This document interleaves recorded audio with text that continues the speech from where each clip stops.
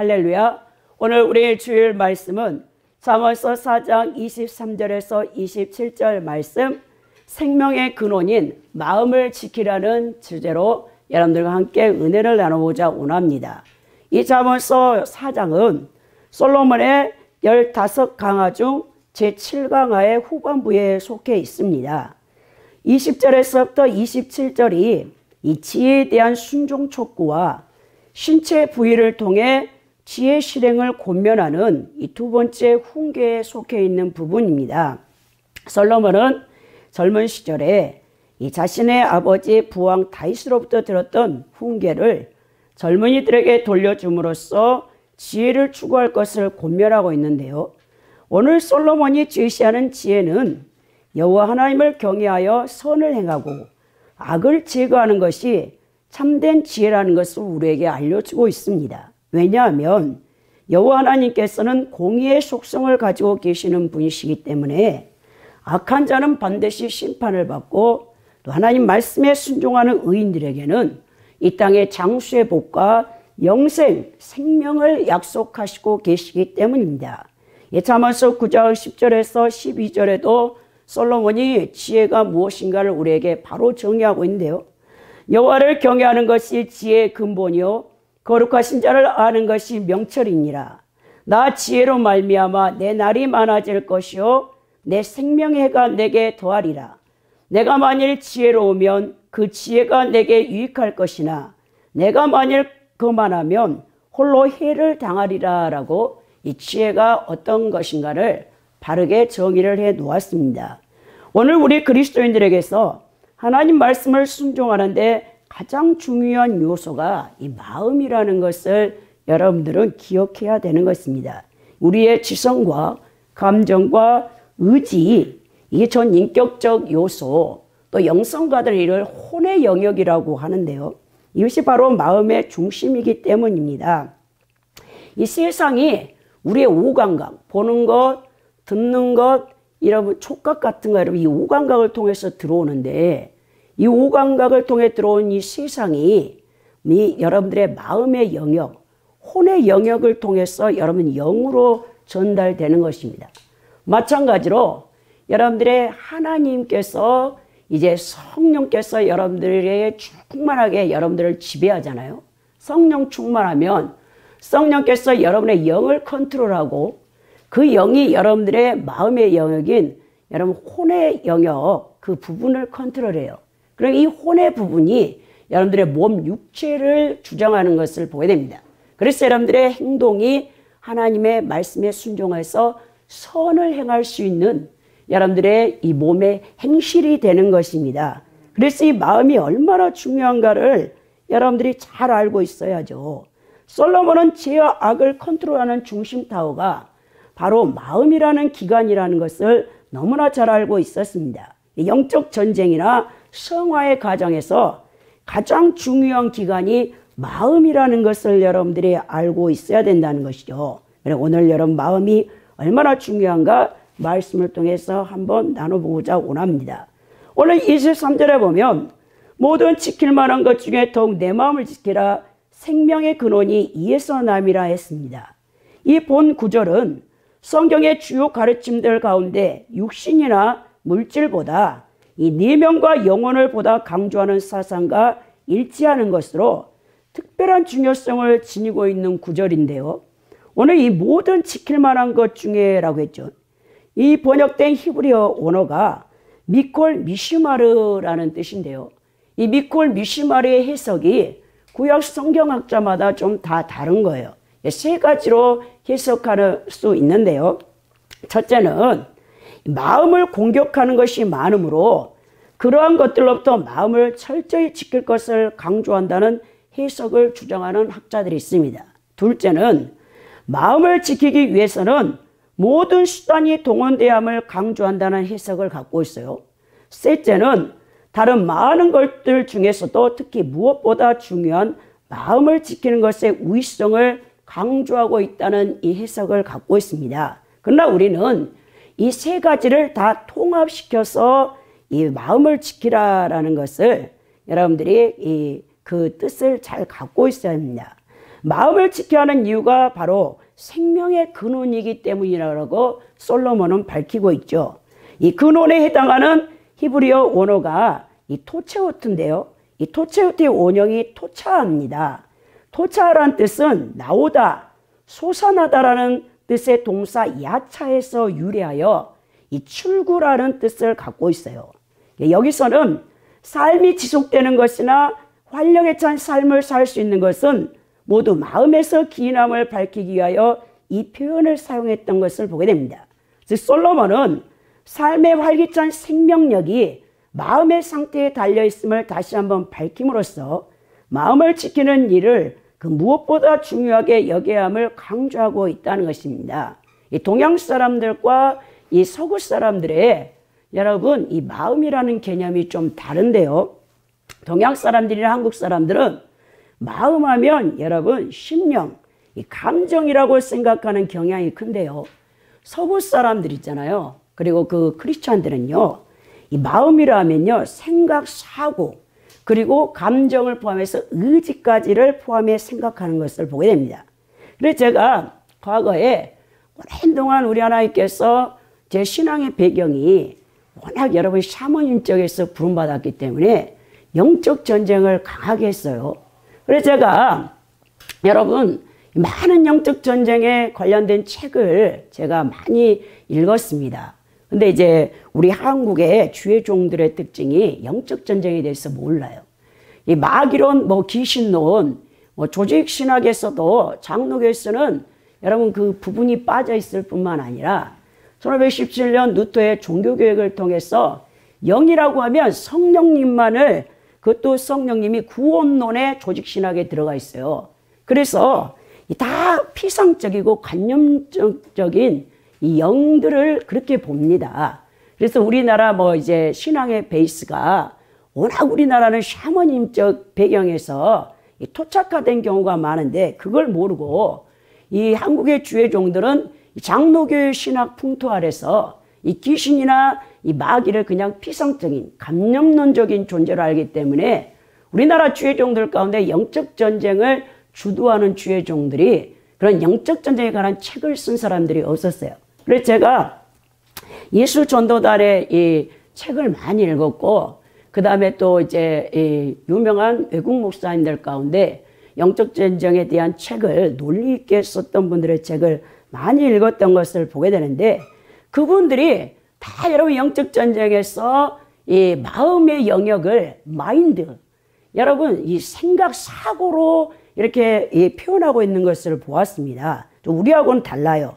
동양인들은 이 마음을 이모션, 이 감정 쪽 그리고 심장, 허트에 연결하는데 서구 사람들은 그렇게 생각하지 않습니다. 이 마인드라고 하는데 사고, 생각. 그러니까 서구 사람들이 합리적이고 논리적인 사고 중심의 학문을 하기 때문에 굉장히 이 지성 부분이 강하잖아요. 우리 이 동양하고는 좀 다른데요. 그 부분에서 제가 많은 것들을 생각해 보았습니다. 마음이 얼마나 중요한가. 마음을 여러분들이 컨트롤하고 싶다.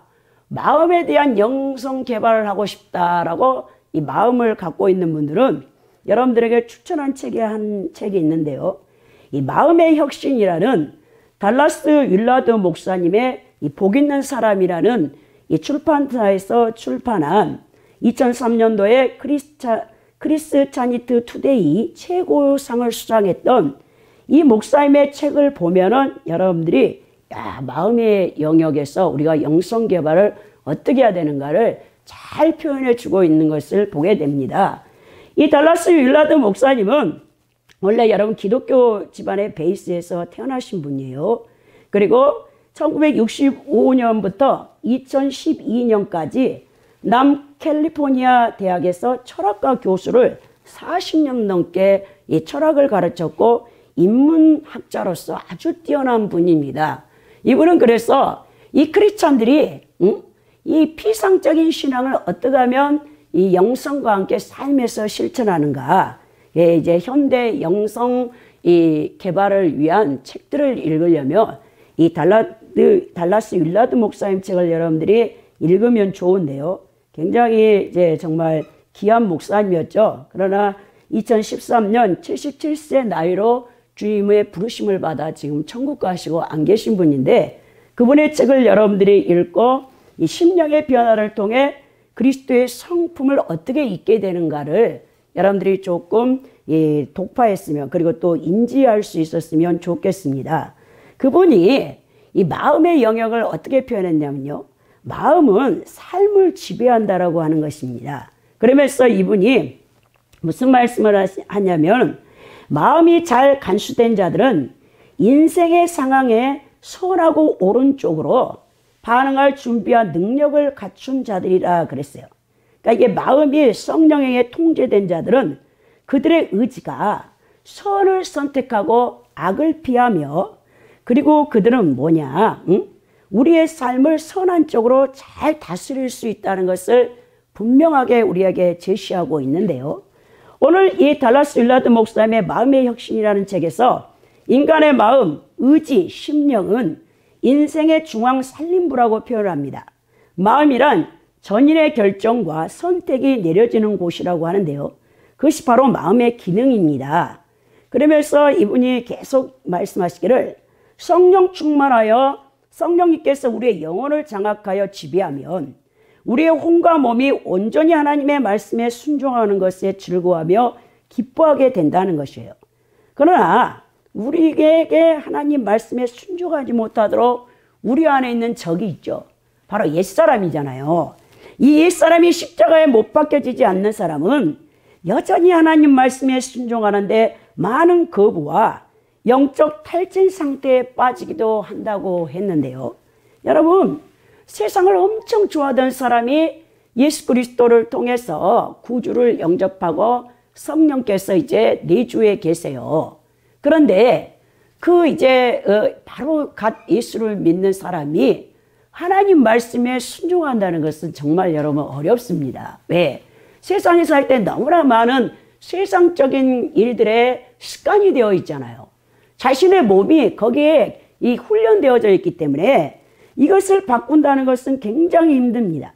세상을 좋아하던 사람이 영적인 일, 말씀을 통독한다든지 기도하는 것, 또 봉사하는 것, 전도하는 것, 이런 것들이 얼마나 힘든지 몰라요. 성령이 충만하면 여러분도 모르게 성령이 이끌어가지고 이런 일들을 하게 하는 거예요. 근데 이런 것은 첫사랑 때, 이제 여러분들이 칭의 받을 때, 중생할 때 성령께서 일방적으로 은혜를 부어가지고 여러분들에게 잠깐 맛을 보여줍니다. 저도 그랬다고 했잖아요. 예수님께서 제가 첫사랑 때 심장이 4년이 뛰어서 잠이 안 왔다고 했잖아요. 하나님의 일방적인 은혜죠. 그러면서 그때는 모든 사람들이 사랑스러워 보이고 정말 모든 제 생품이 아닌데 친절 그 자체고 사랑 그 자체였어요. 근데 우리 하나님께서 제 안에 그 옛사람의 그 악한 성향을 제거해야 되기 때문에 하나님께서 부어준 여러분 그 은총을 걷어가시니까, 부어준 일방적인 은혜를 걷어가시니까 이제 막 그 안에 잠재되어 있던 더러운 것들이 막 나오는데, 그때부터는 어떻게 됩니까? 제 의지를 성령 편에 협력하여 말씀에 순종하는 법을 이제 훈련해야 되죠. 그래서 여러분 죄를 제거하고 성화의 과정으로 나아가야 되는 것입니다. 그래서 우리 하나님께서 제가 그런 걸 할 수 없으니까 환경으로 역사하는 거예요. 이스라엘 백성들을 출애굽하신 다음에 바로 가나안 땅, 약속의 땅으로 들여보내지 않고 그들은 430년 동안 바로의 노예로서 그 몸에 다 죄성들, 마귀적인 습성들이 물들어 있기 때문에 그걸 제거하는데 우리 하나님께서 40년의 광야에 여러분 훈련학교에 집어넣어서 그들의 그 윗사람의 더러운 속성들을 여러분 우리 하나님께서 다루시는 과정이라는 것을 출애굽을 통해서 보게 되는 것입니다. 그때 여러분 또 민수기를 통해 보면 그때 얼마나 많은 이스라엘 백성들의 출애굽 1세대들이 범죄하다가 결국 40년 동안 다 죽고, 출애굽 1세대를 다 죽었잖아요. 만 20세부터 그 장정들은 다 죽고 여호수아, 갈렙, 그리고 이제 1.5세대들, 그리고 어린아이였던 출애굽에 있었던 어린아이들과 또 광야에서 태어난 2세대들이 여호수아, 갈렙을 통해서 요단강을 건너서 결국 가나안 땅에 들어가 30번에 넘는 전쟁을 치르고 하나님께 그 언약의 땅을 분배받은 과정을 누구나 여러분 크리스찬들이라면 알고 있을 것입니다.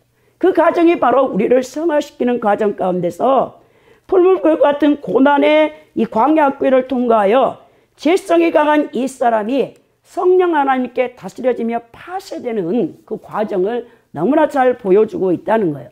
결국 하나님께서 우리를 만드시고자 하는 하나님의 형상회복의 최고의 목표점은 뭡니까? 천국 백성이죠. 근데 천국 백성은 뭘 해야 하냐? 하나님 사랑, 이웃 사랑을 이 두 계명에 순종할 수 있는 자들로 만들기 위함이라는 것입니다. 그러나 이 하나님 사랑, 이웃 사랑이 쉽냐고요.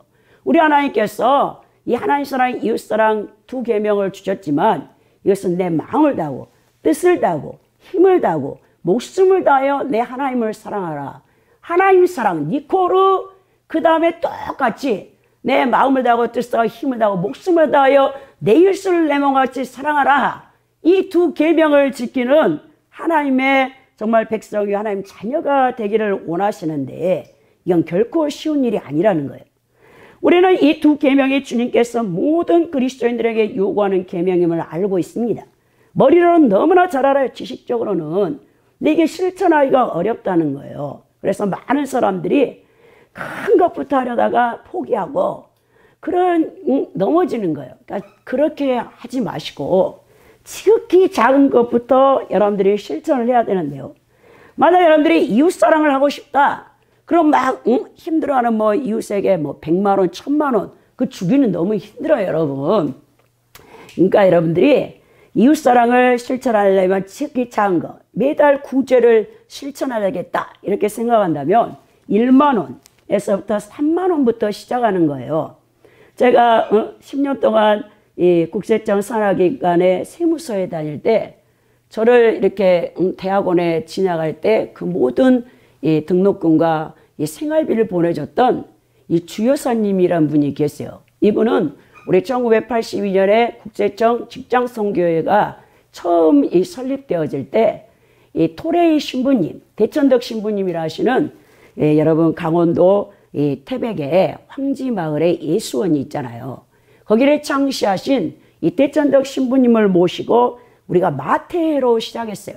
왜냐? 예수님의 12제자 가운데 마태가 세리였잖아요. 세무서 공무원인 거죠. 그래서 그때 참으로 우리 그 주여사님이 28살에 입사하셔가지고 이 마태에 우리 국세청 직장선교회 전신 거기에 참여했더니 처음 그 설립 예배 가운데 하시는 말씀이 하나님 사랑, 이웃 사랑에 대해서 이 설교를 하셨는데 대천덕 신부님이 이렇게 말씀했다는 거예요. 하나님의 것 그리고 이웃, 이 이웃의 것은 구제를 해야 된다고 그 다음 내 것 이게 딱 나눠져 있다는 거예요. 성경을 통해서. 그러나 이 하나님의 것은 11조잖아요. 그리고 또 하나는 이웃은 구제하라고 했어요. 가난한 이웃들, 거와 가부 그리고 정말 소외된 자를 돌보라고 하신 게 하나님 명령이잖아요. 그 다음에 내 것이 있는데 사실 여러분 하나님의 것, 이웃의 것을 나눠주기 위해서는 여러분 내 것을 희생해야 돼요. 내 것을 희생하지 않는 사람은 절대로 여러분 하나님의 11조와 또 이제 구제를 해야 될 이웃을 돌보지를 못합니다. 내가 쓸 것 다 쓰고 내가 먹을 것 다 입고 내가 입을 것 다 하고 언제 남을 도와주겠습니까? 자, 그래서 그 처음으로 마태에 참석했던 정말 예수님도 알지 못했던 이 불신자였던 우리 주여사님이 그 말씀이 막 가슴에 이렇게 심어져 가지고 그분이 저를 만났을 때는 꽤 연세가 드셨었어요. 근데도 항상 구별해 놓는 거예요. 하나님 11조와 이웃을 도와야 된다. 10분의 1은 하나님 것, 10분의 1은 이웃 것, 구제해야 되는 것. 그 다음에는 내가 쓸 것. 그래서 제가 어렵다는 소식을 딱 듣고 저에게 이 구제를 해주신 거죠.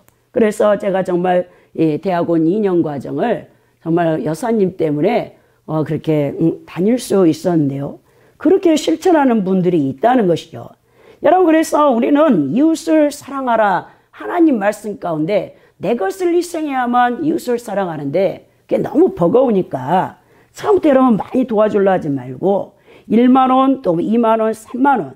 지금 지구촌 곳곳에는 이번 코로나 바이러스를 통해서 여러분 이제 직접적으로 코로나 바이러스의 전염병을 통해서 죽은 사람은 얼마 안 되죠. 몇십만 명이죠. 전 세계를 합쳐도. 그러나 그 경제 여파로 앞으로 여러분 잘못하면 20억이 죽을 수 있다는 통계가 나왔습니다.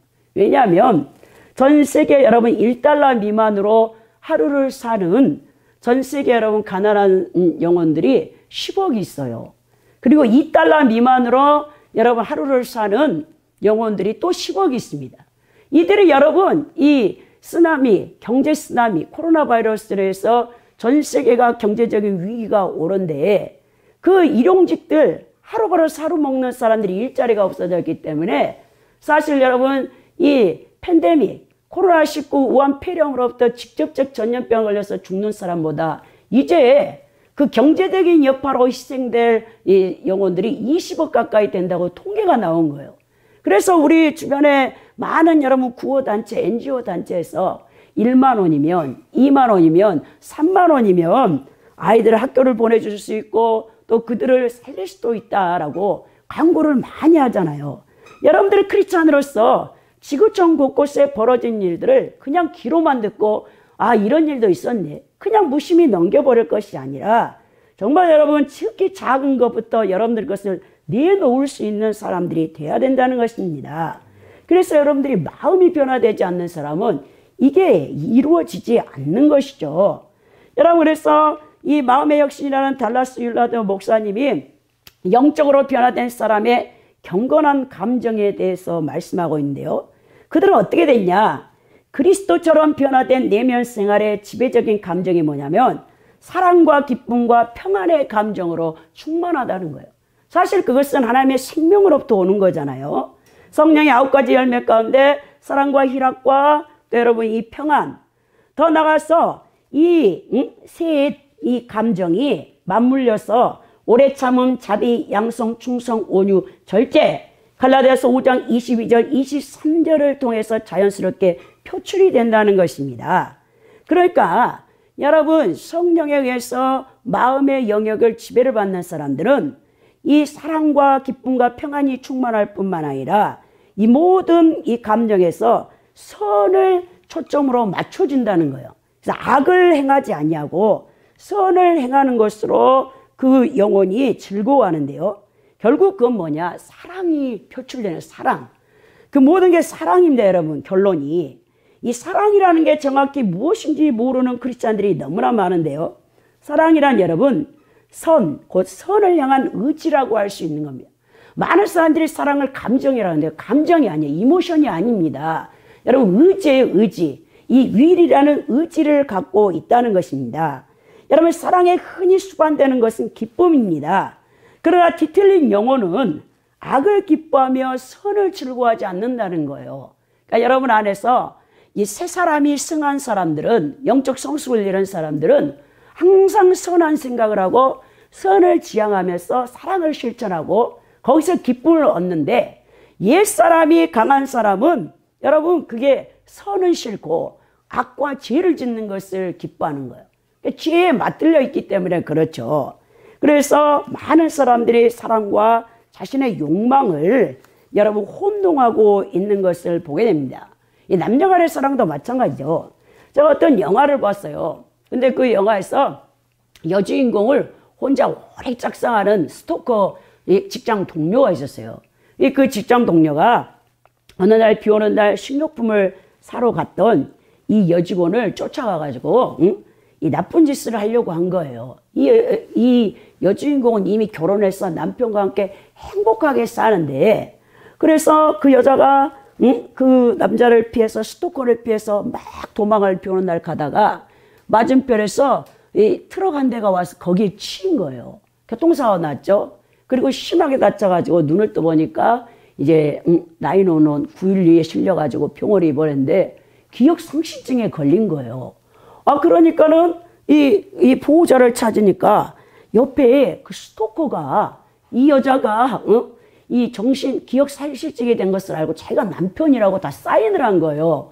그러니까 여자는 전혀 기억이 안 나는데 다 막 결혼 사진 가져오고 요즘 합성으로 다 만들잖아요. 그래가지고 자기가 남편이라고 하니까 맞나 보다고 여자가 안심을 하는데 지극정성으로 병원에서 한 6개월, 1년 가까이 GR 치료를 받는데 막 도와주니까 너무나 감사해가지고 이제 이 오른쪽 다리만 절개돼가지고 목발을 짚고 이제 집으로 태우려게 된 거예요. 근데 이웃이 아무도 없는 막 산장 같은 숲속으로 데리고 가더니 거기가 자기 집이라고 하니까 집이 굉장히 좋은 것 같다고 그래요. 그러니까 막 남자가 그래서 우리 부모님 혹시 계시지 않냐니까 부모님이 돌아가신 지가 오래됐다고 하는 거예요. 그러냐고 그랬어요. 근데 이제 그 남자가 스토커가 출근하러 가는 사이에 지갑을 놓고 갔거든요. 그래가지고 자기도 모르게 침대에 떨어진 지갑을 이렇게 펼쳐보니까 이 사람이 이름도 다르고 여러분 운전면허증에 다 다른 거예요. 깜짝 놀래갖고 그래가지고 이제 자기가 사용했던 여러분 컴퓨터 암호를 찾아갖고 딱 넣어봤더니 자기 남편 진짜 남편하고 결혼한 장면 부모님 거기에 다 있는 거예요. 얼마나 놀랍니까? 근데 그 스릴러 반전물은 스토커가 가다가 끼임새가 딱 보니까 지갑이 없잖아요. 막 오는 거예요. 이 여자가 목발을 짚고 막 도망을 혼자 치는데 어떻게 도망을 가겠습니까? 꼭 잡히죠. 그래가지고 나중에 결국 이 여자가 그 권총을 가지고 이 남자를 죽여가지고 결말이 끝나는 영화인데 여러분 욕망과 진짜 사랑은 너무 다르다는 거예요. 그러니까 여러분 보세요. 사람은 누구를 사랑한다는데 그게 진짜 아가페 사랑이 아니고 자기 욕망, 이 타락한 욕망에서 나오는 사랑을 많이 하는 것을 보게 되는데요. 이 마음이 여러분 정말 성령에 의해서 이 다스려지고 통치받는 사람은 가장 깊은 곳에서 아가페 사랑이 나옵니다. 그것은 선을 향한 의지라는 것이죠. 그래서 먼저 사랑이신 하나님이 우리를 사랑하시고 그래서 우리도 하나님을 사랑하게 되는 것처럼 또한 우리는 그분을 통해 남들을 사랑하며 그들도 그분을 통해 우리를 사랑하게 되는 것이죠. 이게 바로 온전케 된 사랑인데요. 하나님의 구속적 사랑을 실현하며 인생을 사는 자들은 더 이상 여러분 두려움을 경험하지 않습니다. 그래서 요한일서 4장 18절에 사랑은 두려움을 내쫓는다라고 요한 사도가 말하는 것처럼 우리는 능하신 하나님께로부터 온 선의의 공동체 안에서 살아가게 된다는 거예요. 일찍이 어거스틴이 말한 대로 사랑의 반대는 여러분 교만입니다. 사랑은 교만을 여러분 제합니다. 상대의 선을 향한 의지가 당연히 내 뜻대로 대한다는 오만한 단정을 무력화시키기 때문에 그렇습니다. 우리는 남의 유익에 관심을 두며 아집 없이도 내 유익이 채워질 것을 확신하기 때문에 우리가 정말 모든 삶에 이 사랑이 지배하게 되는 것을 볼 수 있는데요. 이 감정이 또 이 마음의 영역이 성령에 의해서 통제가 되면요. 내 뜻이 하나님 뜻에 동화가 되어 버리는 것을 보게 되는데요. 그리스도를 닮은 모습으로 변화된 의지 마음은 어떤 모습이냐? 그 특징은 무엇인가? 바울은 이렇게 고백했죠. 갈라디아서 2장 20절에 내가 그리스도와 함께 십자가에 못 박혔나니 그런즉 이제는 내가 산 것이 아니오 오직 내 안에 그리스도께서 사신 것이라. 이제 내가 육체 가운데 사는 것은 나를 사랑하사 나를 위하여 자기 몸을 버리신 하나님의 아들을 믿는 믿음 안에서 사는 것이라 그랬죠. 이렇게 하나님 뜻에 완전히 자기의 뜻이 의지가 동화되어져서 하나님 뜻만을 실천하게 되는데요. 일찍이 종교개혁가 존 칼빈은 이런 말을 했어요. 인간의 유일한 안식처는 다른 의지와 지혜를 일절 버리고 주께서 어디로 이끄시든 그분을 따르는 것이다. 자아를 버리고 내 마음의 모든 에너지를 하나님을 섬기는 일에 바치는 것이야말로 첫걸음이 되어야 한다라고 말씀했던 것을 보게 되는데요. 하나님과 그분의 뜻, 곧 하나님이 내게 원하시는 것, 그리고 그분을 섬기는 일과 하나님 때문에 남을 섬기는 일에 대해 일편단심의 즐거운 헌신이야말로 그리스도를 닮은 모습으로 변화된 여러분 의지의 모습이라고 달라스 윌라드 목사님이 마음의 혁신 243쪽에서부터 244쪽에 말씀하고 있는 것을 보게 됩니다. 그렇게 될 때 우리의 이 성품이 변화받아서 이걸 뭐라 하냐면 그리스도로 옷 입었다고 하는 겁니다. 옛사람을 벗어버리고 이 새 사람을 입는 것을 그리스도로 옷 입었다고 평가하는데요. 이 성화는 영성 개발을 통해서 이루어지는데 그 과정을 통해 개인의 마음, 심령, 의지와 내면 생활 전체는 예수님의 내면 생활의 성품을 잊게 된다는 것입니다. 그래서 이 마음이 그렇게 중요한데요. 이 마음이 일단 이제 변화되는 것이 우선이지만 오늘 솔로몬은 24절에 보니까 우리의 신체 행위에서 이 악을 지하라는 표현을 썼어요. 24절에 보면 구부러진 말을 내 입에서 버리며 비뚤어진 말을 내 입술에서 멀리하라 그랬죠. 여러분 24절에서부터 27절까지는 신체 부위를 사용하여 지혜의 실행을 권면하고 있습니다. 먼저 솔로몬은 인간의 외적 행위 가운데 가장 중요한 언어 생활에 관한 것을 동의대구법을 상하여 교훈하고 있는데요. 이 구부러진 말을 내 입에서 버리며 비뚤어진 말을 내 입술에서 멀리하라고 했습니다. 이 구부러진 말에 해당하는 이케슈트는요, 사악한 말, 완악한 말이라는 뜻을 갖고 있어요. 이는 하나님께 대하여 불경건한 말을 가리키고 인간에 대하여는 속이고 마음을 상하게 하는 거짓되고 악한 말을 가리키고 있어요. 이런 말에 대하여 인간이 취할 태도는 적극적으로 버림으로써 자신과 가까이 하지 못하게 하는 것이 중요합니다. 그래서 언어 생활이 우리 크리스찬들에겐 굉장히 중요한데요. 여러분들이 기도를 많이 하면 여러분들의 그 언어 생활이 변화가 돼요. 천국 언어로 여러분들의 언어가 바뀌는 것을 보게 됩니다. 그래서 여러분들 입술을 제어하지 못하는 분들은 이 기도 생활을 많이 하면 바뀌게 되는 것이죠. 25절에 보면 내 눈은 바로 보며 내 눈꺼풀은 내 앞을 곱게 살펴 그랬죠. 이 솔로몬은 이제 바로 볼 것을 우리에게 촉구하는데요. 여기서 보다라는 의미로 사용된 야피투의 원형 나바트는요, 보다 주시하다, 관심을 가지다, 기대를 걸다라는 뜻이 있습니다. 이 솔로몬은 부사 녹화어인 바로를 첨가하여 좌우로 눈을 돌리지 말고 장면을 직시할 것을 권면하는데요. 이러한 의미는 곱게 살펴 해당하는 야예시르에도 잘 나타납니다. 이 단어의 원형이 뭐냐면 야샤르인데요. 야샤르는 똑바로 보다, 좌우로 치우치지 아니하다는 뜻을 갖고 있어요. 이 같은 표현을 통해 솔로몬은 지혜자는 보는 방법에 있어서 무엇을 보더라도 그것을 있는 그대로 바로 볼 수 있어야 됨을 교훈하는 것입니다. 많은 사람들은요, 자기가 보고 싶은 것만 보는 거예요. 자기가 이게 같은 사건을 보고도요, 왜 해석의 관점이 다르냐면요, 자기의 이 세계관과 자기가 이 생각하는 바가 다르기 때문에 그래요. 그래서 그것이 굉장히 중요한데요. 오늘 말씀으로 여러분들의 이 세계관과 여러분들의 가치관과 인생관이 바뀌면요, 바르게 같은 사건을 봐도 바른 해석을 할 수 있는 거죠. 보는 것은 굉장히 중요합니다. 사람이 죄를 짓는 가장 빨리 여러분 죄를 짓게 하는 부위가 뭐냐면 보는 거예요. 눈으로 통해서 다 들어오잖아요. 그래서 여러분, 이 아담과 하와가 에덴 동산에서 마귀의 유혹을 받을 때도 이 하와에게 찾아온 뱀이 가장 먼저 어떻게 합니까? 선악과를 보게 하잖아요. 그 에덴 동산 중앙으로 거기 가 있는 이 선과 악을 알게 하는 나무의 실과가 있고 또 하나는 생명과가 있는데 우리 하나님께서는 생명과는 임의로 네가 먹고 싶을 때 먹고 싶지 않으면 먹지 마라 그랬지만 모든 에덴 동산에 있는 그 열매들은 임의로 먹을 수 있다고 했어요. 그러나 우리 하나님께서 딱 한 가지만 이제 여러분 금지 명령을 내렸는데 선악을 알게 한 나무의 실과를 먹지 말라고 했잖아요. 그런데 하와에게 보게 하잖아요. 그리고 미혹을 하니까 거기에 넘어가가지고 보암직도 하고 눈으로 보니까 먹은직, 보암직, 그 다음에 뭡니까? 시럽게 할 만큼 탐스러워가지고 하와가 이제 범죄하게 되는 것입니다. 그래서 굉장히 보는 것을 조심해라. 우리 그리스도인들은 항상 보는 눈을 조심해야 돼요.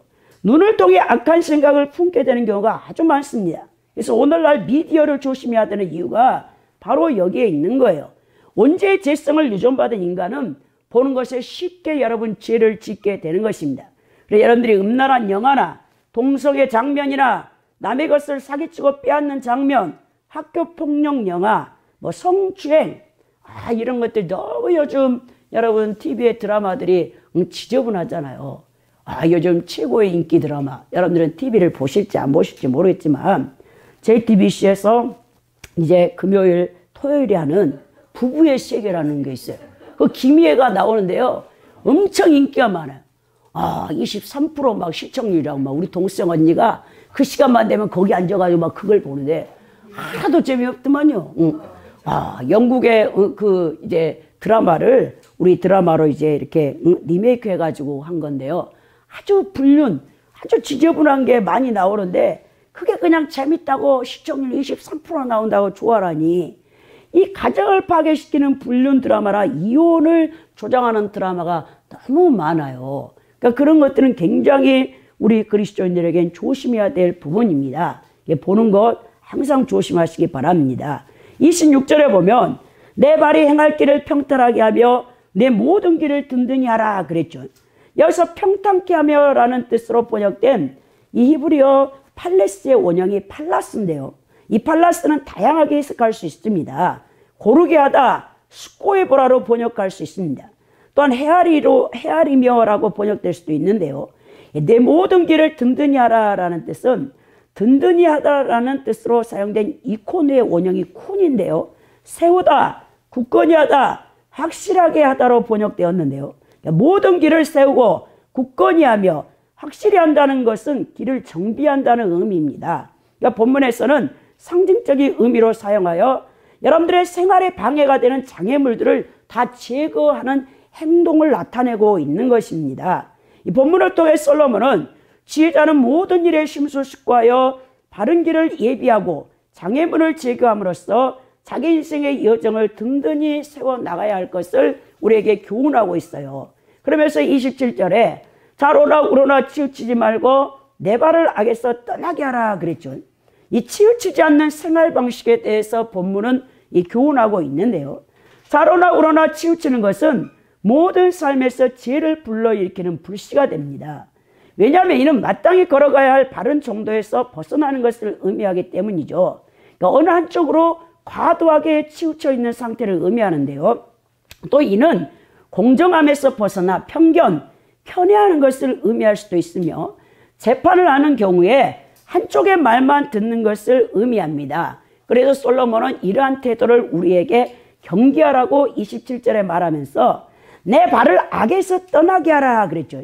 솔로몬은 이러한 표현을 통해 적극적으로 악을 행하는 행위뿐만 아니라 공정함에서 벗어나는 것까지 악의 범위 내에서 포함되는 것을 암묵적으로 드러내고 있는데요. 잠언서는요, 비윤리적이고 비도덕적인 것을 조장하는 것이 아니에요. 하나님은요, 십계명을 통해서 봐도 굉장히 도덕적인 분이시고 우리 크리스찬들에게 성경적인 윤리를 요구하고 있습니다. 이 잠언에 제시하는 바는 윤리적인 엄격함이 잘 드러나 있습니다.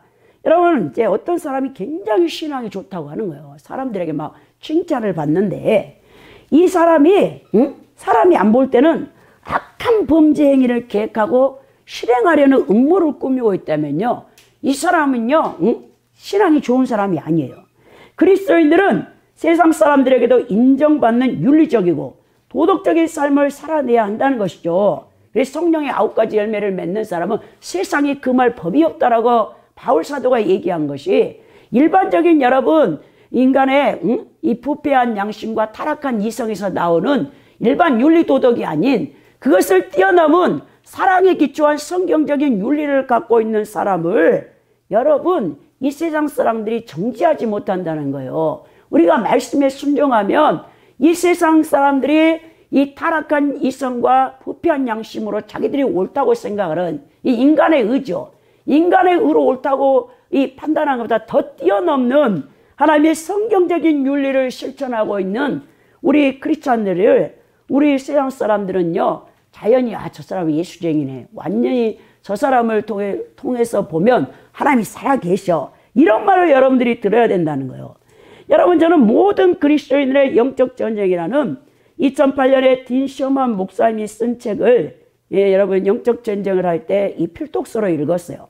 국제 YM 하와이 예수 전도단 훈련학교 학장님이셨던 이 딘 셔먼 목사님이 모든 그리스도인들의 영적 전쟁의 터가 3가지가 있는데요. 이게 바로 생각과 마음과 입술이라는 것입니다. 정확합니다, 여러분. 이 영적 전쟁은 개성이나 은사, 소명, 배경과는 아무 상관이 없다. 우리가 그리스도인이 되기로 했을 때 우리는 자동적으로 전쟁에 돌입하는 것이다. 이것은 선택사항이 아니다. 영적 전쟁은 우리가 이미 전쟁의 한가운데 있다는 것을 깨닫는 것부터 시작된다.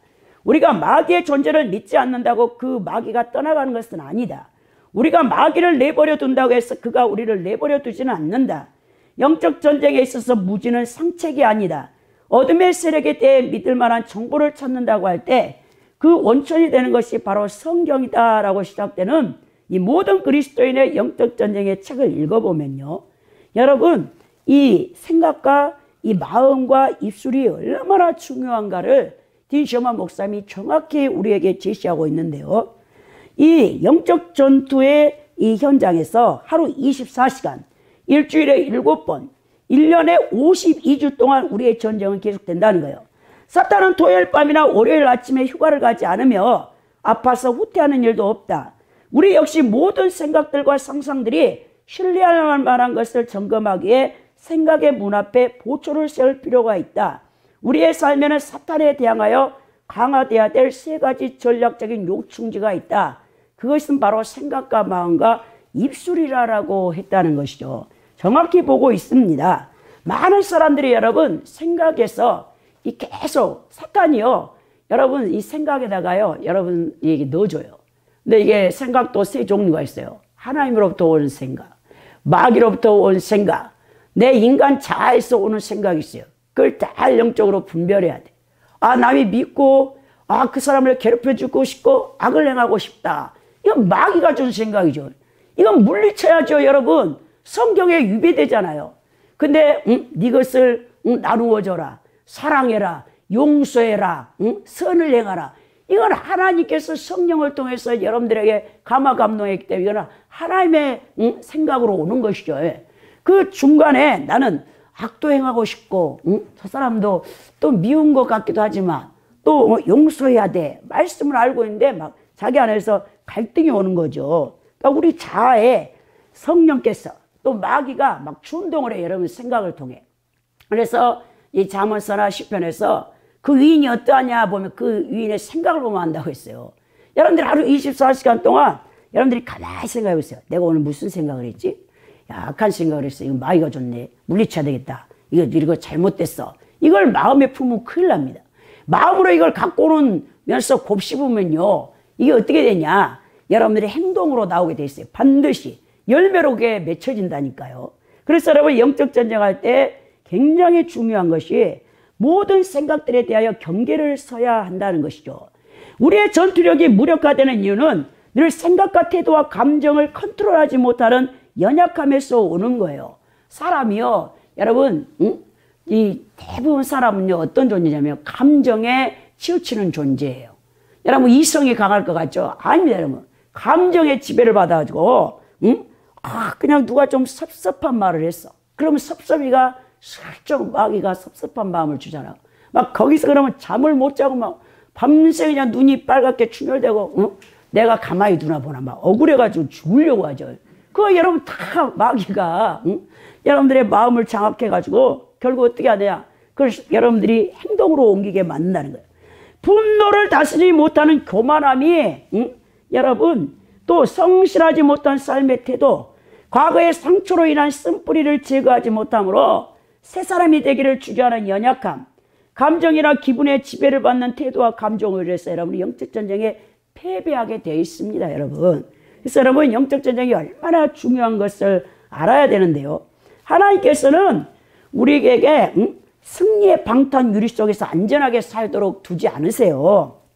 우리 믿는 그리스도인들이 이 영적 전쟁을 하는 이 그리스도의 군사로 부름받은 존재라는 것을 여러분들이 기억하시고 이 타락한 세상의 현실을 인정하는 만큼 그것을 또 우리의 영적 성숙의 기회로 삼기로 여러분들은 결정을 해야 되는 것입니다.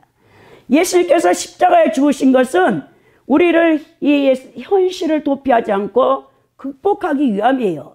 예수님께서는 모든 형편에 맞는 은혜를 우리에게 내려주시는데요. 그 은혜를 가지고 여러분들이 삶의 현장에서 어떻게 살아낼 것인가는 여러분들이 성령과 협력을 해야 되는 것이죠.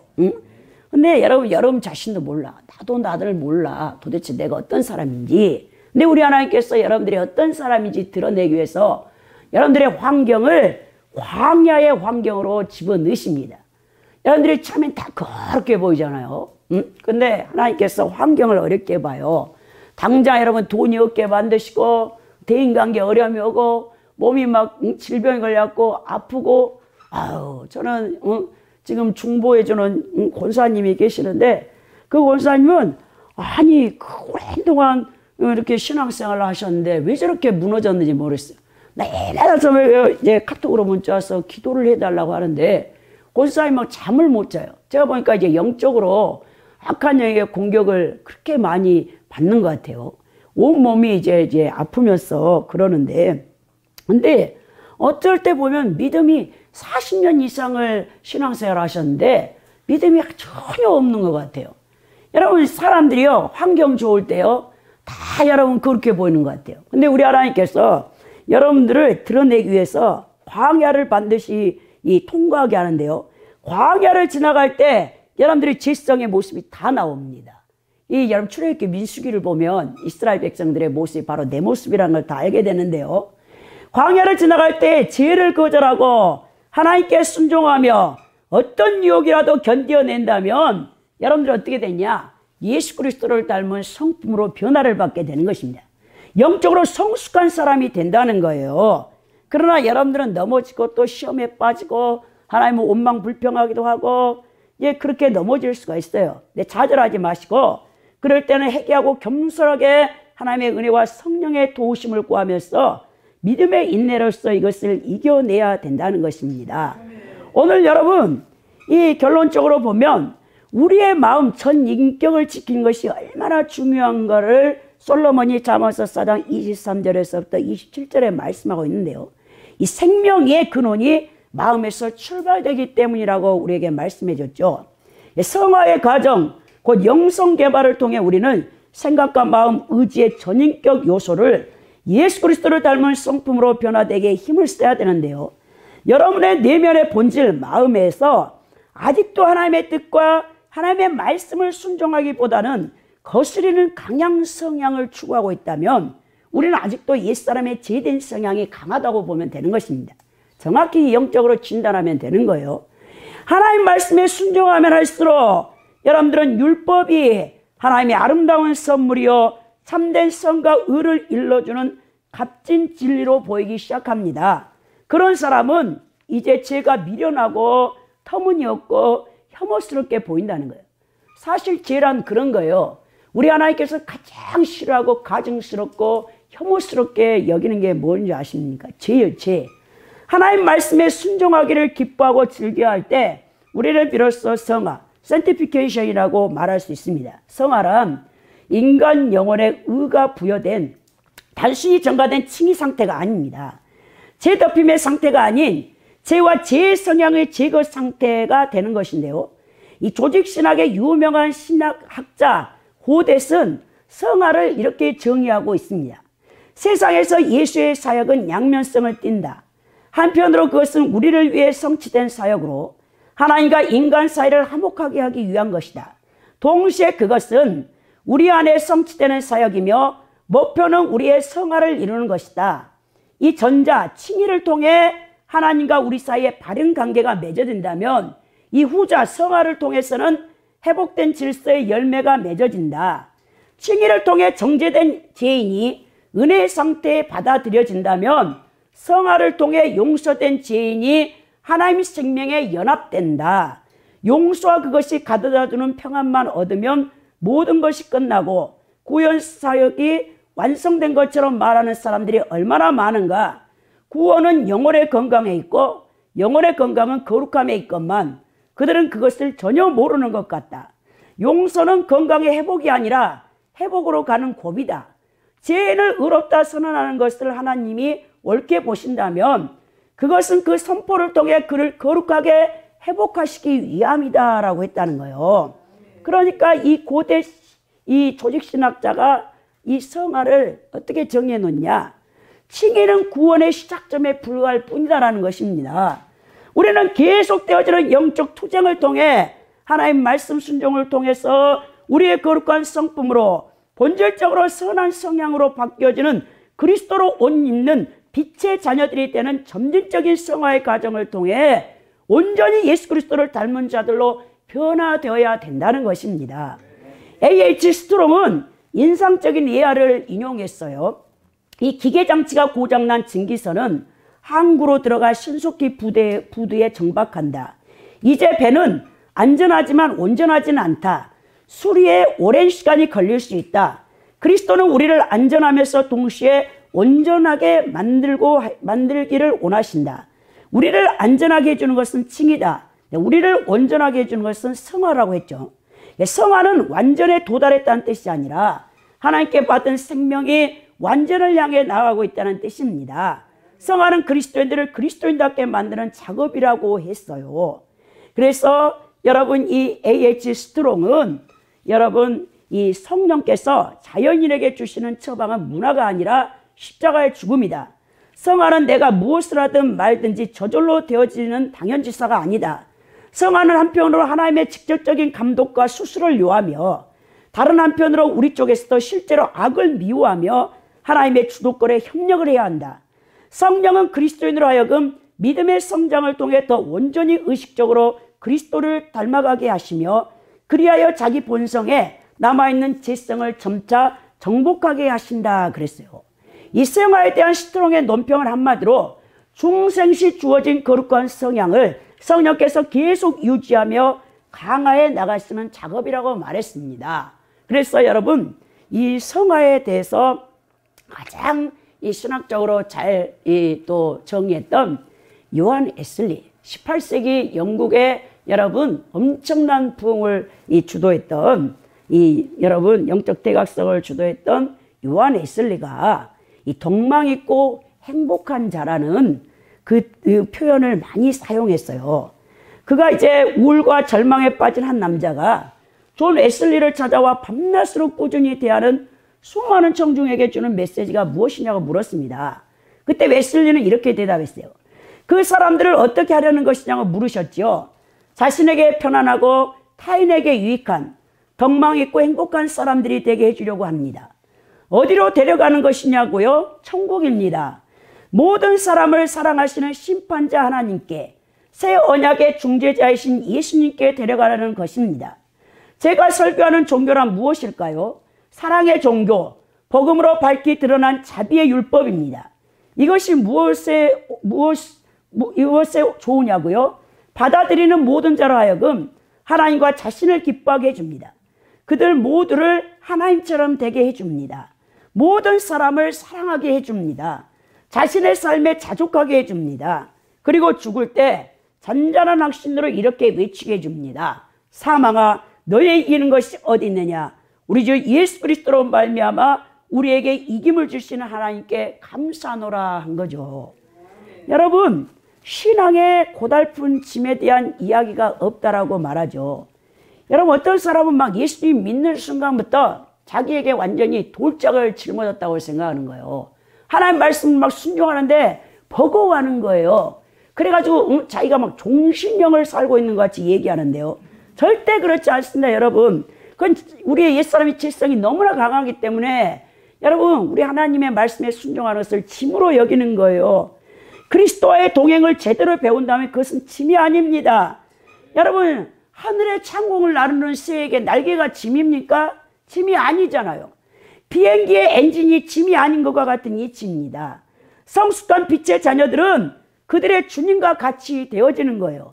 그들은 하나님과 그분 말씀을 알고 바르게 사고하며 진리 안에 살기를 기뻐합니다. 존재의 모든 본질적인 차원인 이 마음과 영혼과 생각과 힘이 하나님을 섬기도록 변화를 받았기 때문입니다. 여러분들이 예수님을 예배하고 섬길수록 여러분들 하나님 말씀을 순종하는 것을 기뻐하며 가장 즐거워해야 하는 거예요. 근데 그렇지 않다는 것은 아직도 여러분이 옛사람의 죄성이 너무 강하기 때문에 하나님과 부딪히고 있어요. 성령님과 부딪히고 있습니다. 그래서 여러분, 이 바울 사도가 우리에게 정확하게 말씀했죠. 에베소 5장 15절에서 17절에 그런즉 너희가 어떻게 행할 것을 자세히 주의하여 지혜 없는 자같이 말고 오직 지혜 있는 자같이 하여 세월을 아끼라. 때가 악하니라. 그러므로 어리석은 자가 되지 말고 오직 주의 뜻이 무엇인가를 이해하라 그랬죠. 여러분, 성화되어질수록 거룩한 생각과 깨끗한 마음, 선한 의지를 향해 빛의 자녀들로서 여러분들은 이 땅에서 빛과 소금의 역할을 감당하는 그리스도인이 될 수 있습니다. 어둠 가운데 빛으로 오신 예수님처럼 우리 그리스도인들 세상의 소금과 빛, 그리스도의 복음에 합당하게 생활하여 많은 사람들을 주 예수 그리스도께 인도하는 거룩한 복음 전파 사명자들로 하나님 아버지께 영광을 돌리는 삶, 그 사명을 감당하는 삶을 살 수 있게 된다는 것입니다. 우리 열방 성교회에 속한 모든 주의 종들과 성도님들이 마음의 영역을 잘 지키고 성화되어질 때 가장 중요한 영역이 마음이기 때문에 그 마음을 하나님 말씀에 순종하여 선을 지향하는 지혜로운 자의 삶, 곧 의인의 삶이 되어 생명을 얻되 풍성히 얻을 수 있기를 예수 그리스도 이름으로 축원드립니다.